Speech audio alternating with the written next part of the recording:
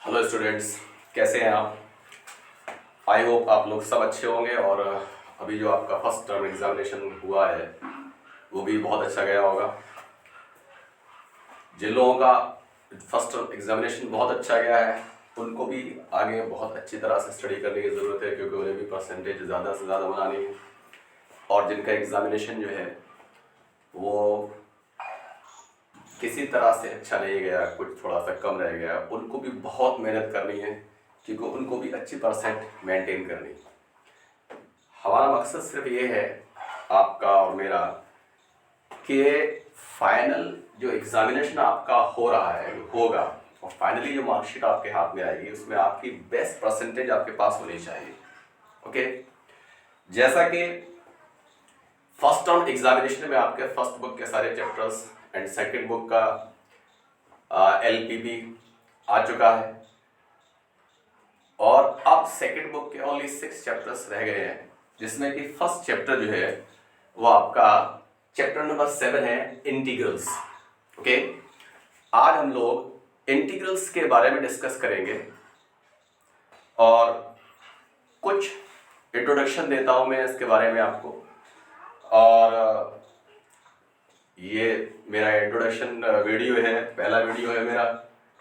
मे भी कुछ हिचकिचाहट होगी मेरे बोलने में, कुछ प्रॉब्लम्स मे भी आ सकते हैं और कुछ थोड़ा सा आपको अटपटा सा मे भी लग सकता है, लेकिन मैं कोशिश करूंगा कि ज़्यादा से ज़्यादा ट्राई करूँ आपको समझाने की, अच्छी तरह से समझ में आए, आपको कुछ लगे कुछ नया है।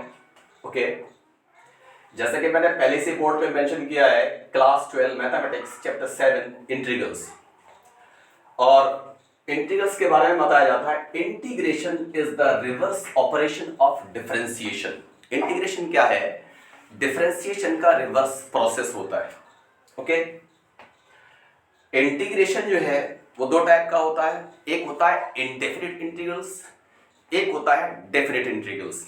ओके, इंडेफिनिट इंटीग्रल्स जो आपको पढ़ना है पहले, उसके बहुत सारे एक्सरसाइज हैं, लास्ट में एक दो एक्सरसाइज में आपको डेफिनिट इंटीग्रल पढ़ने को मिलेगा। अभी जब हम स्टार्ट करेंगे वो एक्चुअली इंडेफिनिट इंटीग्रल्स है।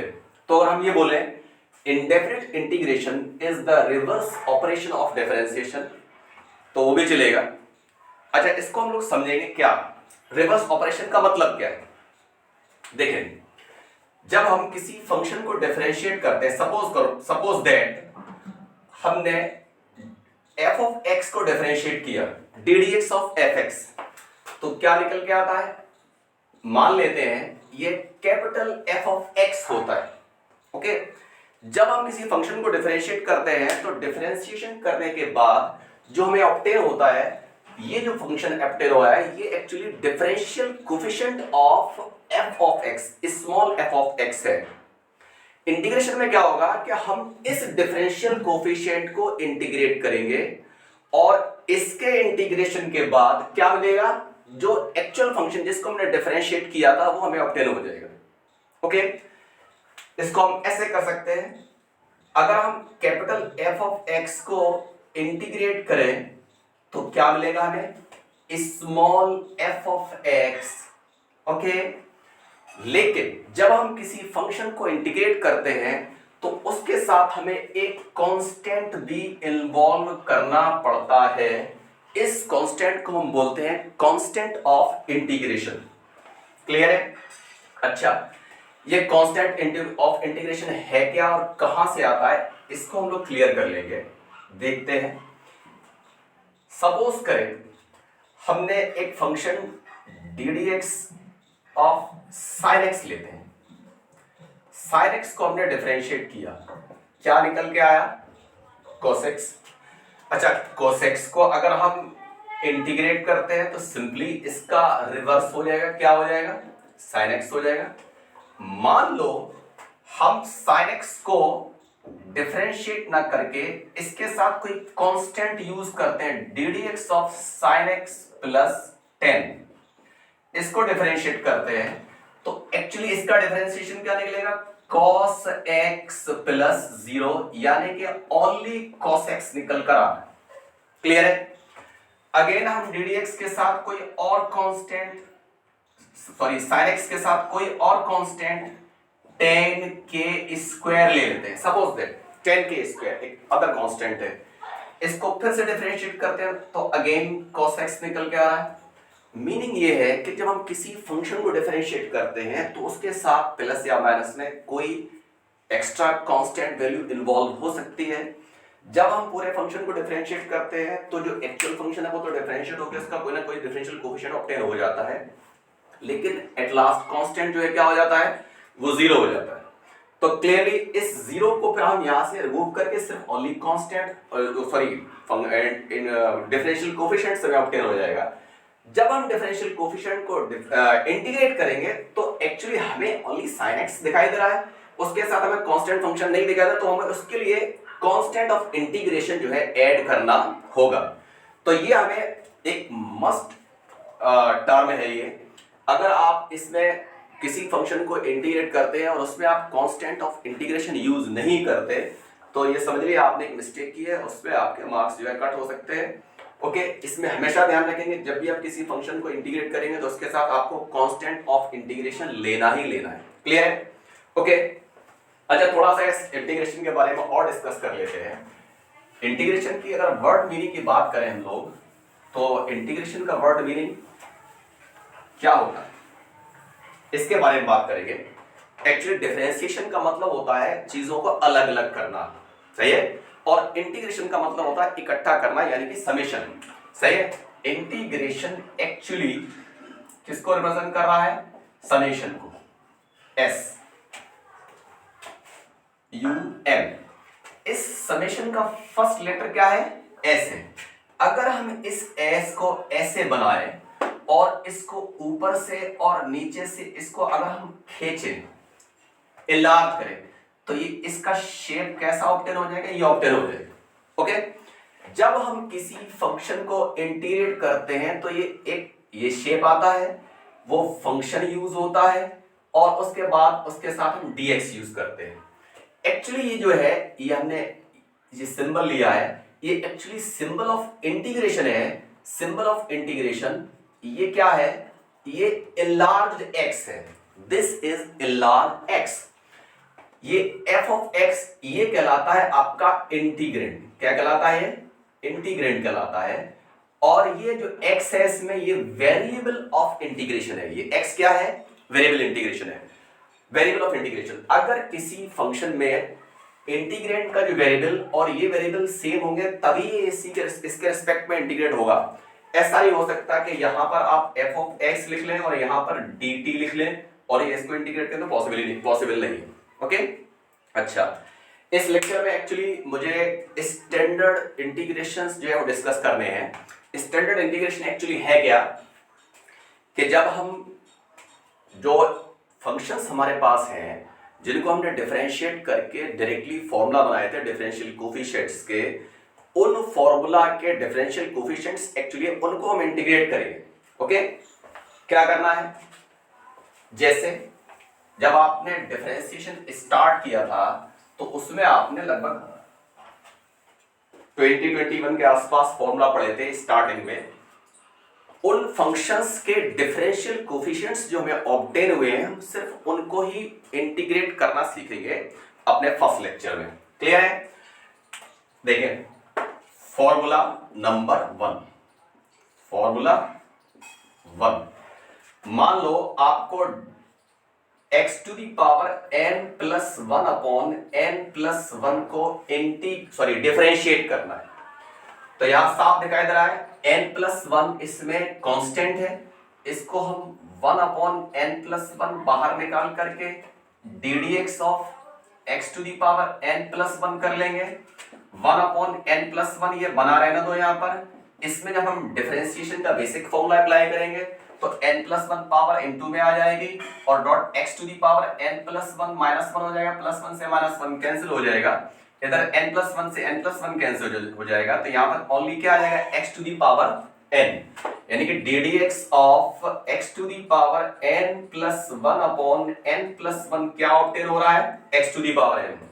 जैसा कि हमने पहले ही बताया, कल ही सीखा है कि integration is the reverse operation of differentiation. तो इसका डिफरेंशियल कोफिशिएंट हमें x to the power n of 10 हो रहा है। तो अब हमें करना क्या है, x to the power n को जब इंटीग्रेट करेंगे तो क्या निकल के आएगा, x to the power n plus 1 upon n plus 1, और इसके साथ हम एक c और ऐड कर देंगे। ये हम पहले डिस्कस कर चुके हैं। c जो है क्या है, कांस्टेंट ऑफ इंटीग्रेशन है, और ये जो है एवरी फंक्शन के साथ जब इंटीग्रेट कर लेंगे उसको उसके साथ ऐड किया जाना है। ओके, तो ये फर्स्ट बेसिक फॉर्मूला है जो कि आपको ध्यान रखना है। क्लियर है? फॉर्मूला नंबर 2 है, अगर हम सपोज करो 1 को इंटीग्रेट करें तो 1 एक्चुअली क्या है, x, जो वेरिएबल x है उसका डिफरेंशिएशन है। तो 1 का इंटीग्रेशन क्या हो जाएगा, सीधे सीधे x प्लस c हो जाएगा। नंबर 3 फॉर्मूला है, मान लो हमारे पास कोई कांस्टेंट है, उसको इंटीग्रेट करना है, तो कांस्टेंट पहले हमारा बाहर निकल जाएगा इस इंटीग्रेशन साइन के, और उसके साथ 1 ऑफ dx यूज होगा, तो ये बन जाएगा kx प्लस c। ओके, ये एक्चुअली जो हमने पहला फॉर्मूला पढ़ा है उस पर बेस्ड जो चीजें हैं, x to the power n का integration x to the power n plus 1 upon n plus 1, और 1 का इंटीग्रेशन x और k का इंटीग्रेशन करेंगे तो kx हो जाएगा। अच्छा, इसमें एक बहुत इंपॉर्टेंट बात ध्यान रखनी है, यहां पर जो है x can not be is equal to n can not be is equal to -1। यहां पर n किसी भी कीमत पर -1 की इक्वल नहीं होना चाहिए। रीजन क्या है, जब x की वैल्यू n की वैल्यू -1 होगी तो -1 प्लस 1 ये 0 हो जाएगा, और किसी नंबर को 0 से डिफाइन करेंगे तो 1 डिफाइंड हो जाता है। क्लियर है? तो n इज इक्वल टू -1 के लिए इस फार्मूला में ये फंक्शन अनडिफाइंड हो जाएगा। लेकिन हम जानते हैं अगर हम x टू द पावर -1 करके dx लिखें तो ये एक्चुअली 1/x बन जाता है। सही है? और 1/x पर हमें ढूंढना होगा किस फंक्शन का ये डिफरेंशियल कोएफिशिएंट है, तो इसका इंटीग्रेशन वही फंक्शन ऑब्टेन हो जाएगा। ओके, तो इसके बारे में हम लोग थोड़ा आगे डिस्कस करते हैं, देखते हैं क्या है, और भी फंक्शन से आगे। क्लियर है? जैसे एक्सपोनेंशियल फंक्शन जो है, एक्सपोनेंशियल फंक्शन का डिफरेंशिएशन सेम टू सेम वही होता है। तो जब एक्सपोनेंशियल फंक्शन को हम डिफरेंशिएट करते हैं, नंबर 4, तो एक्सपोनेंशियल फंक्शन ही आ जाता है। तो exponential function e to the x को जब इंटीग्रेट करेंगे तो वही e to the power x plus c आ जाएगा। Number 5, e to the power minus x को जब आप इंटीग्रेट करोगे तो आ जाएगा minus of e to the power minus x plus c। Number 6, a to the power x को जब आप इंटीग्रेट करेंगे तो ये a to the power x upon log a base e हो जाएगा। रीजन क्या है? रीजन देखिए, ddx of a to the power x is equal to होता है a to the power x dot log a base e।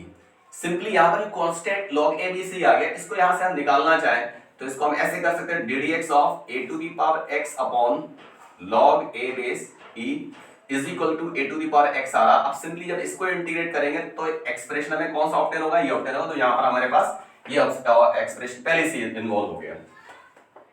Formula number 7 है, 1/x integration क्या होता है इसका, सीधे सीधे log of x plus c होता है। यहां पर क्लियर कर ले, log के साथ जो मॉड में x लिखा हुआ है, मॉड में x इसलिए लिखा हुआ है कि log कभी नेगेटिव नंबर्स के लिए डिफाइन नहीं होता है, तो इसलिए इसको हम मॉड में करके लिखते हैं।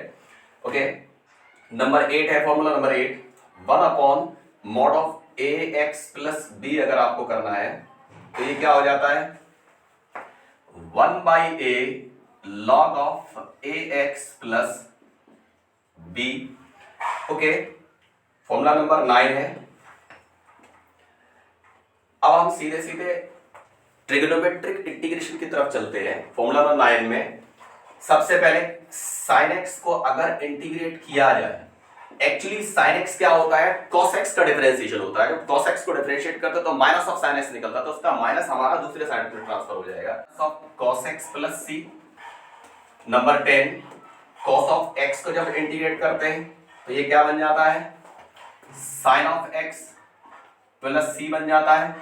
ऐसे ही आगे बढ़ेंगे हम, sin cos के बाद हम सीधे जब इंटीग्रेशन करते हैं, सॉरी डिफरेंशिएशन करते हैं tan का, तो tan का डिफरेंशिएशन क्या होता है, sec स्क्वायर x होता है। tan का डिफरेंशिएशन क्या होता है, sec स्क्वायर x होता है। तो जब हम नंबर 11 फॉर्मूला पे चलेंगे तो एक्चुअली अब हम डिफरेंशियल कोएफिशिएंट जो है tan x का sec स्क्वायर x, उसको इंटीग्रेट करेंगे। तो sec स्क्वायर x का इंटीग्रेशन क्या लिखेंगे, सीधे सीधे ये लिखेगा tan of x plus c। Clear है? और नंबर 12, इसके बाद कोसेक स्क्वायर एक्स, ये एक्चुअली कॉट एक्स का डिफरेंशियल कोफिशिएंट है minus of cosec square x, तो ये आपका minus of cot x plus c बन जाएगा।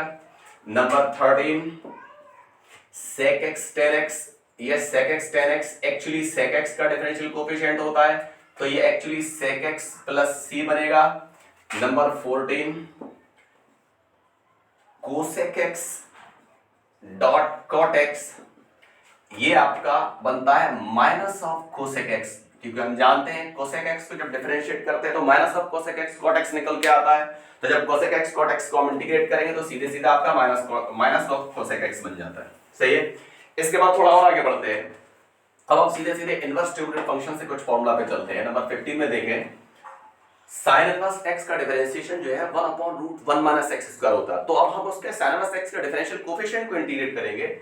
ये एक्चुअली क्या है 1/√1 - x² dx is equal to क्या बनेगा आपका sin inverse of x plus c। Number 16 1/1 + x², ये एक्चुअली tan इनवर्स के डिफरेंशिएशन का डिफरेंशियल कोफिशिएंट है। जब इसको इंटीग्रेट करते हैं तो क्या निकलता है आपका tan of inverse x plus c। And number 17 में 1/x√x² - 1 को जब आप इंटीग्रेट करते हैं तो ये बनता है sec inverse of x plus c। आप लोगों ने ये देखा होगा कि जो sin इनवर्स x है और cos इनवर्स x दोनों के डिफरेंशिएशन डिफरेंशियल कोफिशिएंट लगभग सेम होते हैं। sin इनवर्स x को हम डिफरेंशिएट करते हैं तो 1/√1 - x का निकलता है, जब cos इनवर्स x को हम डिफरेंशिएट करते हैं तो एक्चुअली वो -1/√1 - x² हो जाता है। तो अगर इसी फार्मूला को हम cos में बदलना चाहें तो इसको हम is equal to minus of cos inverse of x plus c लिख सकते हैं।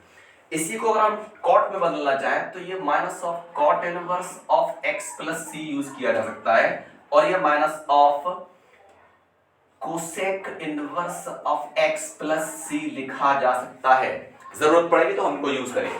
क्लियर। एक फॉर्मूला और हम ले लेते हैं, फॉर्मूला नंबर 18 है। एक्चुअली जब आप मेथड्स ऑफ सब्स्टिट्यूशन पढ़ेंगे तो उसमें ये क्लियर हो जाएगा ax प्लस b 1 के अपॉन में नहीं आना है, वो हम पहले डिस्कस कर चुके हैं लॉग के फॉर्म में। ये ax plus b whole to the power n of dx, जब इसको आप इंटीग्रेट करते हैं तो ये निकलता है ax plus b whole to the power n plus 1 upon a into n plus 1 हो जाता है। ओके, यहाँ प्लस सी आपको स्पेशली ध्यान रखना है, इसको आपको प्लस सी जितने भी आप इंटीग्रल्स करेंगे उसमें सब में आपको कोफिशिएंट ऑफ इंटीग्रेशन जो है हमेशा ऐड करना। क्लियर। अच्छा, ये लगभग 18 फॉर्मूला मैंने आपको लिखाए हैं। ये एक्चुअली स्टैंडर्ड इंटीग्रेशन है, ऐसे कि जो हमने फंक्शंस बेसिक फंक्शंस डिफरेंशिएट किए थे, जिनके इंटीग्रल कोफिशिएंट्स हमें ऑब्टेन हुए थे, उनके हमने इंटीग्रेशन यहाँ पे यूज किए हैं। कुछ थोड़ा सा एक डिस्कशन और करना चाहेंगे। जैसे सपोज करें एक फंक्शन ले लेते हैं हम ddx of e to the power ax ले लेते हैं। सही है।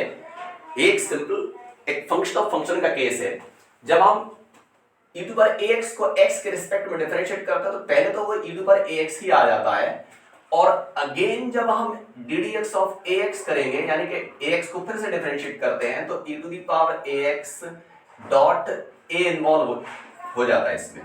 तो यानी कि जब हम किसी फंक्शन में कोई कोफिशिएंट इन्वॉल्व है वेरिएबल के साथ और उसको डिफरेंशिएट कर रहे हैं तो वो कोफिशिएंट हमेशा कहां जा रहा है, ये कोफिशिएंट हमेशा प्रोडक्ट में आता है, इनटू में चला आता है। लेकिन जब हम इसको इंटीग्रेशन करना है यानी कि a यहां से निकालेंगे तो ये a कहां जाएगा, इसके डिवीजन में आ जाएगा। तो ddx of e to the power ax upon a करेंगे तो सीधे सीधे क्या बन जाएगा, e to the power ax बन रहा है। इसका ये मतलब हुआ कि अगर हम e to the power ax को इंटीग्रेट करते हैं तो क्या बनता है, e to the power ax upon a plus c बनेगा।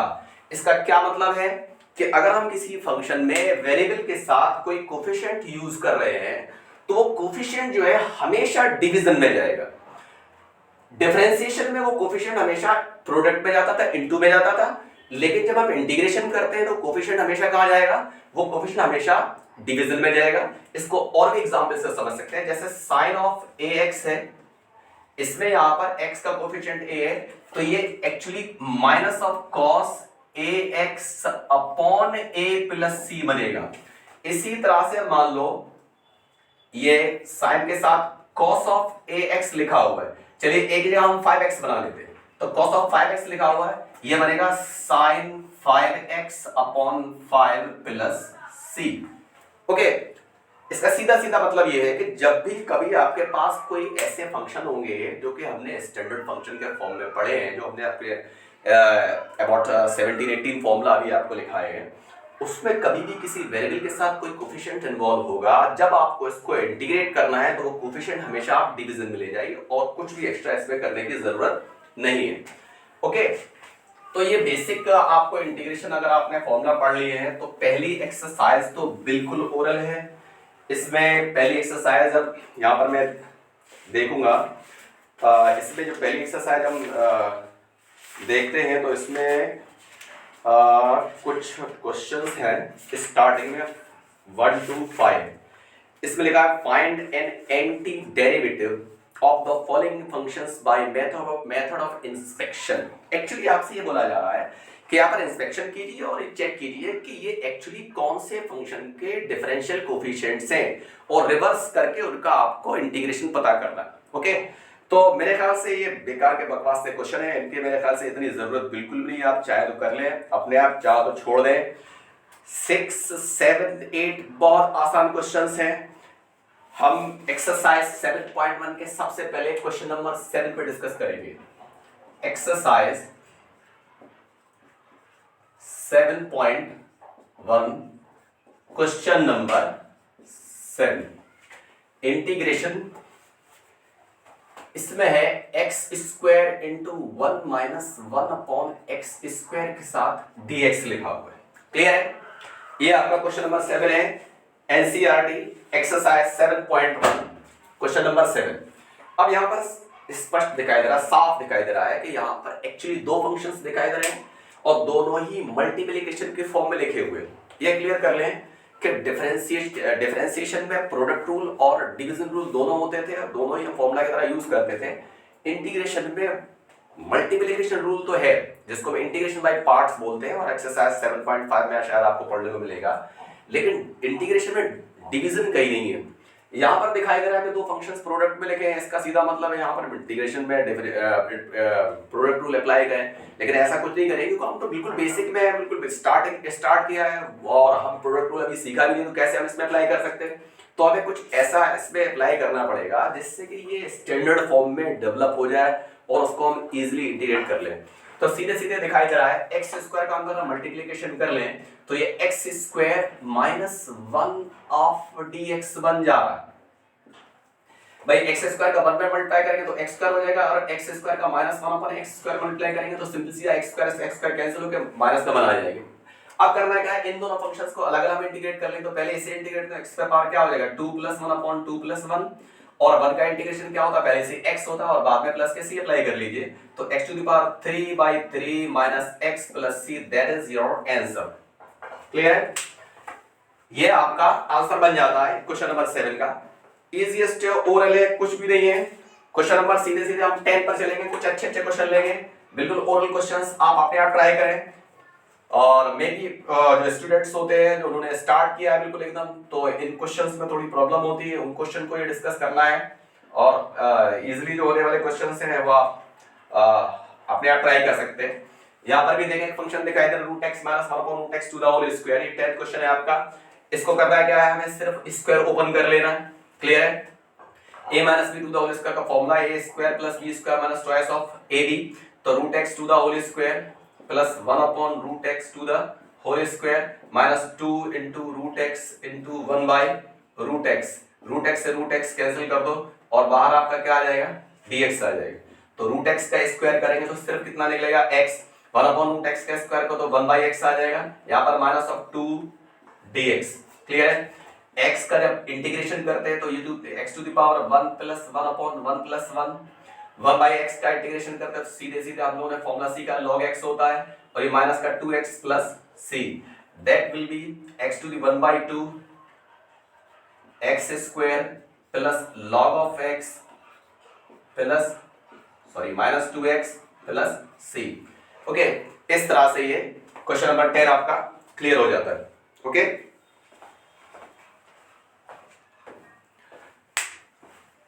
Now move on to the question number 11 12, दोनों बिल्कुल सिमिलर क्वेश्चंस हैं।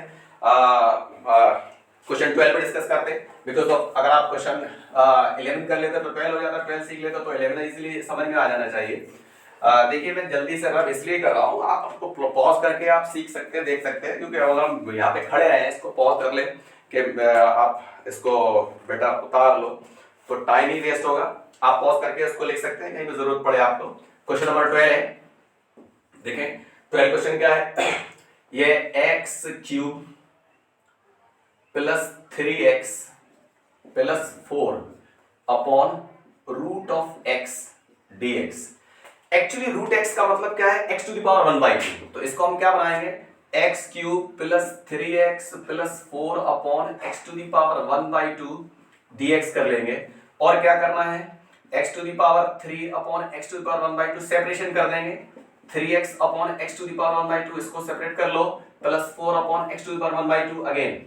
ओके, अब ये पावर्स, ये डिवीजन वाले नंबर जब ऊपर जाएंगे तो पावर्स आपके सब्ट्रैक्ट हो जाएंगे। x to the power 3 minus 1/2 plus 3x to the power 1 minus 1/2 plus 4x to the power minus of 1/2 बाहर dx। क्लियर है?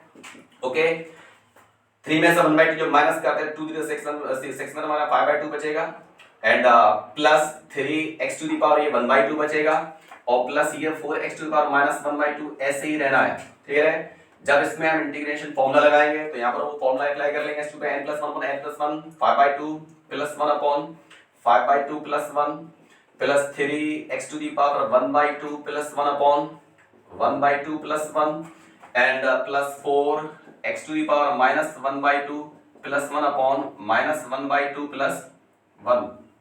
Okay, minus 1/2 plus 1 at last plus c।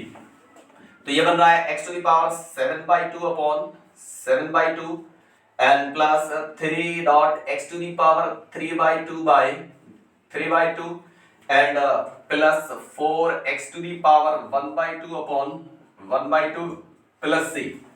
इस तरह से 3 डायरेक्टली कैंसिल कर सकते हैं। ये 2/7 x to the power 7/2 plus 2x to the power 3/2 and 4 2 8 x to the power 1/2 का आप रूट x बना सकते हैं और इसको आप यहीं पे छोड़ सकते हैं। ये आपका फाइनल आंसर हो गया। ओके, इसके बाद क्वेश्चन नंबर 13 बहुत जरूरी है, इसका डिस्कस करना बहुत जरूरी है। क्वेश्चन 13 ओके, ये अच्छी तरह से देख लें, ये इस तरह से होगा। इसके साथ एक क्वेश्चन 11 भी है, इसको हम सेपरेशन करके पावर माइनस करके और सीधे इंटीग्रेट कर सकते हैं, कोई प्रॉब्लम नहीं है। ओरल क्वेश्चंस हैं, सीधे सीधे डायरेक्टली होने वाले क्वेश्चंस हैं, पहले एक्सरसाइज में कोई प्रॉब्लम होनी नहीं चाहिए। ओके, क्वेश्चन नंबर हम लोग 13 पे डिस्कस करेंगे। क्वेश्चन नंबर 13 पे चलते हैं। क्वेश्चन 13 है x cube minus x square plus x minus 1 upon x minus 1 and बाहर इसके dx। क्लियर है? क्वेश्चन नंबर 13 में अभी जो हमने क्वेश्चन डिस्कस किया क्वेश्चन नंबर 12, उसमें एक सिर्फ एक सिंगल वेरिएबल था रूट x, उसको हमने ईच टर्म के डिवीजन में ले गए और पावर्स माइनस करके और सीधे सीधे उसको हमने सिंपलीफाई कर लिया। यहाँ पर प्रॉब्लम क्या है, इसमें बाइनोमियल एक्सप्रेशन है, बाइनोमियल एक्सप्रेशन। इसको हम अलग अलग एक टर्म के अलग अलग करेंगे तो ये सॉल्व नहीं होगा। ये क्वेश्चन बनाया इसलिए गया है कि ये नीचे से आपका जो एक्सप्रेशन है वो किसी तरह से यहाँ से रिमूव होना है कैसे भी करके। तो मैं करना क्या है कि ऊपर वाले फंक्शंस को हम कैसे भी करके फैक्टराइज करें, तो इजीली ये फैक्टराइज हो सकता है। ऊपर x cube minus x square से x स्क्वायर कॉमन ले तो ब्रैकेट में कितना बच रहा है x माइनस 1 प्लस इसमें हम 1 into x माइनस 1 ऐसे करके लिख सकते हैं अपॉन x माइनस 1 dx। इसमें से आपने क्या किया, x माइनस 1 कॉमन बाहर निकाल लिया तो ब्रैकेट में x square plus 1 upon x minus 1 बच गया। ओके, dx x माइनस 1 से x माइनस 1 कैंसिल हो गया तो x square plus 1 of dx बन जा रहा है। तो अब इसको हम इंटीग्रेट कर देंगे तो सीधे सीधे x to power 3/3 plus x plus c, ये आपका फाइनल आंसर बन जाता है। क्लियर है? तो ये इजी क्वेश्चन है, आसान है, इजीली कर सकते हैं, कोई प्रॉब्लम नहीं है।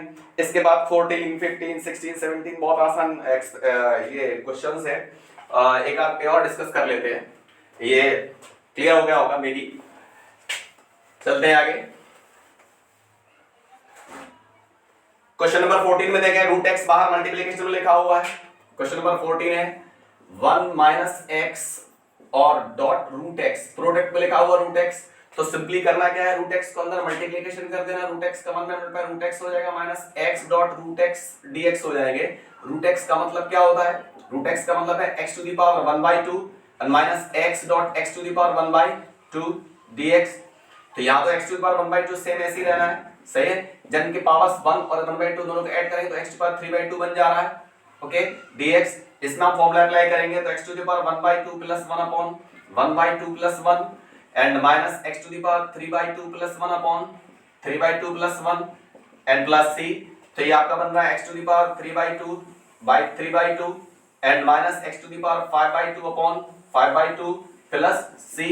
ये आपका बन रहा है 2/3 x to the power 3/2 minus 2/5 x to the power 5/2 plus c, okay that is your final answer. Clear है।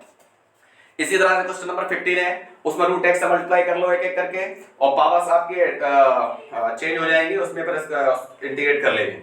इसी तरह क्वेश्चन 16 है, उसमें भी आप अलग अलग करके कर सकते हैं। क्वेश्चन 17 इजीली हो जाएगा। क्वेश्चन नंबर 18 करते हैं, ओके क्वेश्चन नंबर 18।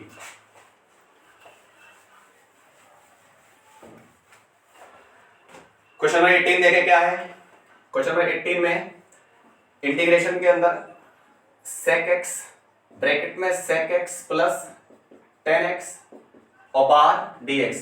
तो हम करना क्या है, sec x का अंदर मल्टीप्लिकेशन कर लो ओनली, तो क्या बनेगा sec square x plus sec x tan x। ये सीधे सीधे दिखाई दे रहे हैं, ये दोनों स्टैंडर्ड इंटीग्रेशन है आपके पास। sec स्क्वायर x एक्चुअली किसका इंटीग्रेशन होता है, ये इसका इंटीग्रेशन tan x होता है और sec x tan x का क्या होता है, sec x होता है। That is your answer.